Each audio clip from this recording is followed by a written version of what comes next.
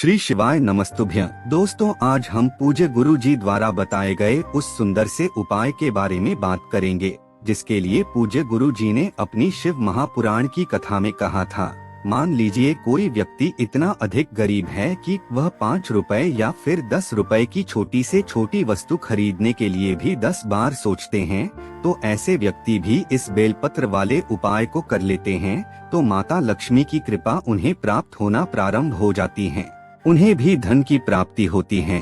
अगर उनके भाग्य में धन प्राप्ति की आवक नहीं है तो महादेव की कृपा से उनका भाग्य भी बदल जाता है, क्योंकि गुरु जी हमेशा अपनी शिव महापुराण की कथा में कहते हैं कि भाग्य लिखने वाले तो देवता होते हैं, किंतु भाग्य को बदलने वाले सिर्फ महादेव होते हैं। इसीलिए आपके जीवन में दरिद्रता, दुर्भाग्य, संकट या कष्ट बहुत अधिक चल रहे हैं। आपके जीवन में सुख, समृद्धि और शांति, यश सभी गायब हो चुके हैं, तो आपको शुक्रवार की इस वामन द्वादशी तिथि पर यह छोटा सा उपाय जरूर करना चाहिए। पूज्य गुरुदेव की कथा को सुन करके और समझ करके आपको समझाने का पूरा प्रयास करूंगा। लेकिन दोस्तों, वीडियो में आगे बढ़ने से पहले वीडियो को लाइक करें, और यदि आप भगवान शिव के अनंत भक्त हैं तो हमारे चैनल को सब्सक्राइब जरूर करें। गुरु जी ने कहा है कि यदि आप इस उपाय को कर लेते हैं तो आपके जीवन में चमत्कारी बदलाव होना प्रारंभ हो जाएगा। आपके जीवन में धन की प्राप्ति होगी, व्यापार में बढ़ोतरी होगी। अगर नौकरी में किसी प्रकार की समस्या चल रही है तो वह समस्या भी महादेव की कृपा से धीरे धीरे समाप्त होना प्रारंभ हो जाएगी। देखिए, इस उपाय को करने के लिए सबसे पहले आपको 2 बेलपत्र लेना है। आपको एक विशेष बात का ध्यान रखना है कि बेलपत्र कहीं से भी कटी फटी नहीं होनी चाहिए, और बेलपत्र की डंडी के आखिरी में जो डूट होती है, यानी कि डंठल के आखिरी में जो गांठ होती है, उसे आपको हटा देना है। अगर आपके पास बेलपत्र नहीं है तो पूज्य गुरुजी तो यहाँ तक कहते हैं कि आप शिवलिंग पर चढ़े हुए बेलपत्र को साफ सुथरे पानी से धो करके पुनः उपयोग कर सकते हैं। तो सबसे पहले आपको 2 बेलपत्र ले लेना है। इसके बाद आपको अपने साथ लेना है एक तांबे के पात्र के अंदर शुद्ध जल आपको अपने घर से ही लेना है, इस बात का आप ध्यान रखें।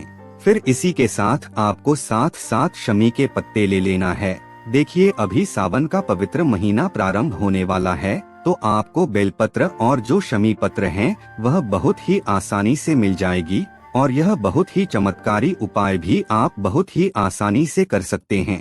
तो इस प्रकार से आपको 7 शमी पत्र ले लेना है और इन तीनों सामग्रियों को लेकर के पहुंच जाना है आपको भगवान शिव के मंदिर में। देखिए, वैसे तो यह उपाय आप सुबह से लेकर के शाम तक किसी भी समय कर सकते हैं, लेकिन यदि हो उपाय अगर आप प्रदोष काल के समय करते हैं तो आपके लिए सर्वोत्तम सिद्ध होता है, क्योंकि प्रदोष काल के समय भगवान शिव नंदी महाराज पर सवार होकर मां पार्वती के साथ पूरे पृथ्वी लोक का भ्रमण करने के लिए निकलते हैं।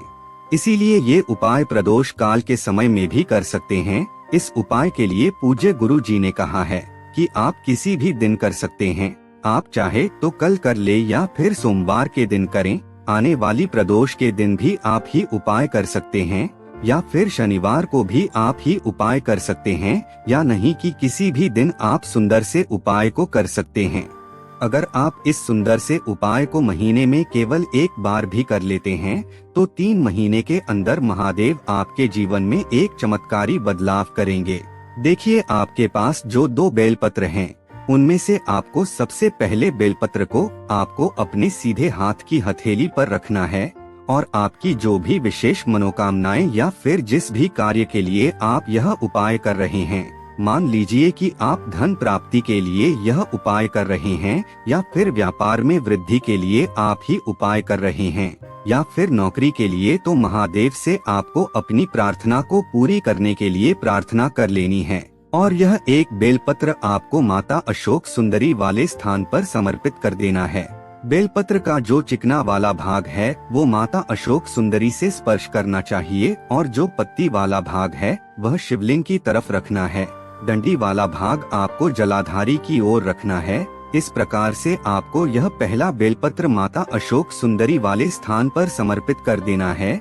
अब आपको दूसरी जो बेलपत्र है उसे भी आपको अपने सीधे हाथ की हथेली पर रखना है, और इस बेलपत्र को आपको शिवलिंग के ठीक विपरीत साइड पर रख देना है, यानी कि शिवलिंग के ठीक पीछे की साइड पर आपको यह बेलपत्र समर्पित करना है।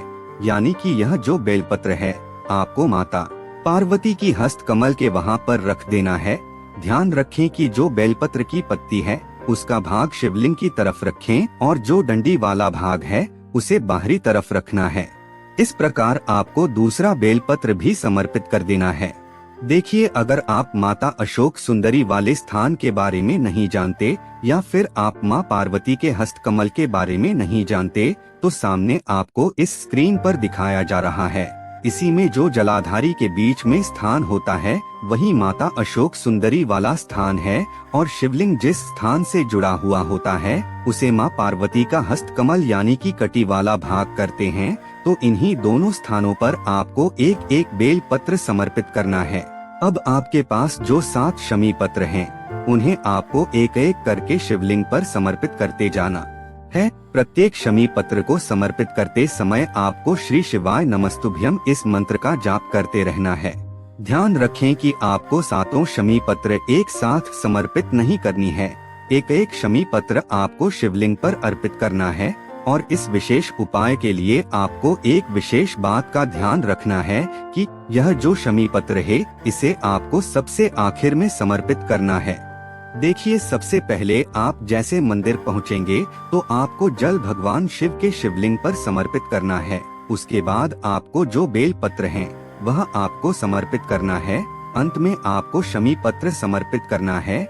इसी क्रम से आपको यह उपाय करना है। गुरु जी ने कहा है कि यदि आप महीने में एक बार भी इस उपाय को करना प्रारंभ कर देते हैं तो आपको महादेव की कृपा प्राप्त होना प्रारंभ हो जाती है। आपके जीवन में जो दुर्भाग्य है, माता लक्ष्मी की जो कृपा आपको नहीं प्राप्त हो पा रही है, तो महादेव की कृपा से यह सारी समस्या के जीवन से समाप्त हो जाएंगे। अब दोस्तों, हम जान लेते हैं गुरुजी द्वारा बताए गए दूसरे महा उपाय ली। यह जो उपाय हैं बहुत ही छोटा और सरल है। आपकी किसी भी प्रकार की मनोकामना को पूर्ण करने के लिए बहुत ही सर्वश्रेष्ठ सिद्ध होने वाला है। तो यह उपाय भी आप महीने के किसी भी दिन कर सकते हैं। तो इस उपाय को करने के लिए मात्र आपको एक शमी पत्र लेना है। गुरु जी ने इस उपाय को श्री नंदीश्वर शिव महापुराण की कथा में बताया है, और इस उपाय को आप किसी भी दिन कर सकते हैं। देखिए, आपको एक शमी पत्र लेकर के पास जाना है भगवान शिव के मंदिर में। तो यह जो शमी पत्र है सबसे पहले आपको माता अशोक सुंदरी वाले स्थान पर स्पर्श करवाना है। फिर आपको यह जो शमी पत्र है भगवान शिव के शिवलिंग पर समर्पित कर देना है।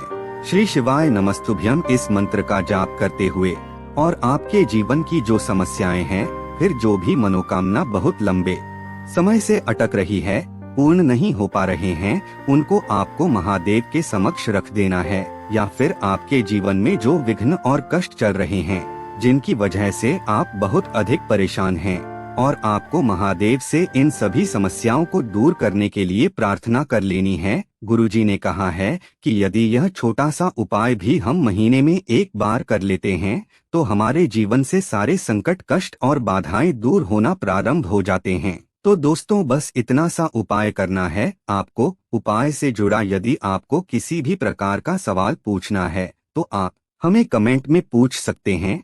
उपाय को करते समय किसी भी प्रकार की गलती ना करें। श्री शिवाय नमस्तुभ्यं। हर हर महादेव।